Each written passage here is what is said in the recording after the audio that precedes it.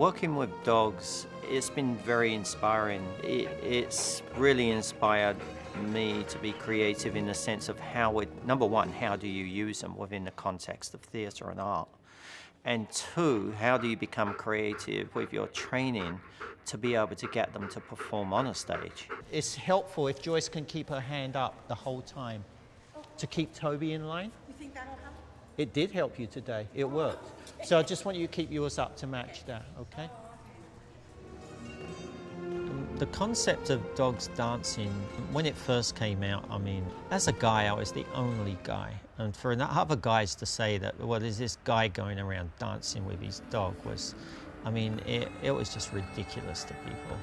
Overall, it's looking way better than I thought it was going to look. Really? It doesn't feel like that. I know, but it's looking, funny enough, it looks better. Basically, I think of canine freestyle as this. You take a piece of music, you take a dog and you train it to do whatever you want, and you dance. You dance in the style of the music, and you use the dog to enhance the movements and enhance the music and the highs and the lows of that music, and that's what gives you a freestyle performance. People, when they say you're dancing with your dog, you're going to perform with your dog, they think that we're dancing with the dog. You know, like somebody's dancing around the room, and I say, no, that's not what it's about. They do amazing tricks, and they do it to music, and we have to do it to the beat. It's not like just play music and dance around. It's all choreographed. I play the actual the god that's summoned, and I handle the protection dog on the stage within that. Out! There's a very good likelihood that Chris, the guy who's going to get bitten, is going to get bruised. I can't stop that part. I'll get him off, I'm going that way, and then you're still going to have your last gasps of life in you. And the protection dog element into the show, the purpose of it is to shock people, is to give them that scary moment. Ty's very, very friendly dog. You know, he's quite happy. He'll bite you, kiss you, hug you. It's all the same to him.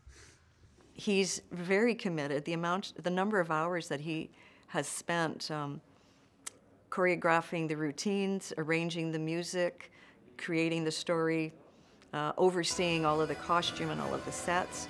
Outstanding what he's been able to accomplish with, as I keep saying, a bunch of non-performers. You're never going to get a dog to perform a very good routine if it doesn't want to.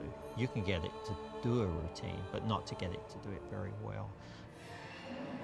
Dogs, I don't think, are creative in the same sense of, for instance, I am.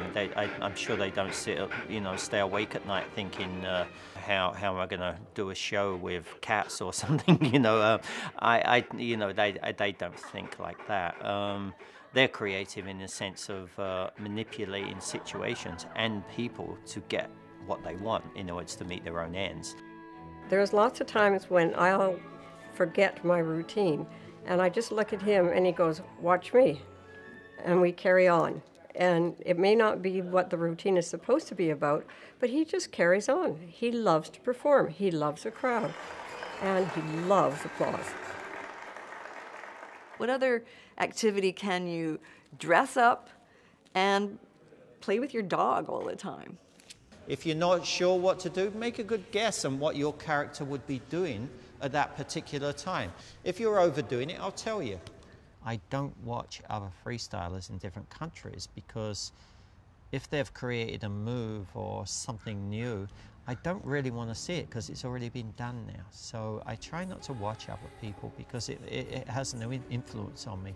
So I just try to come up with brand new things. It could be just a piece of music that I think I hear a particular spot, and then I think, oh, if a dog could just do this thing at that moment in time, that would be really cool. The only trouble is no one's ever taught a dog to do that before.